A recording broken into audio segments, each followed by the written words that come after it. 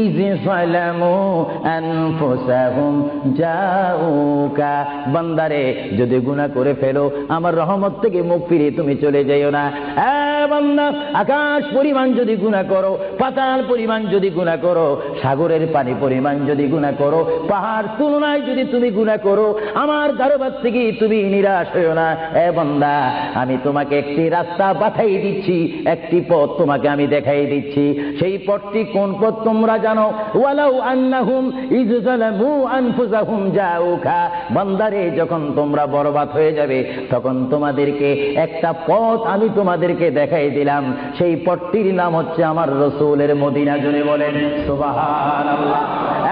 বান্দা, আমার নবীর দরবারে গিয়ে কেঁদে কেঁদে তোমরা বলো, ইয়া রাসূলুল্লাহ, ইয়া হাবিবাল্লাহ, আয়া আকা ইয়া রাসূলুল্লাহ। আল্লাহ কোরআনে বলেছে, ওয়ালাউ আন্নাহুম ইয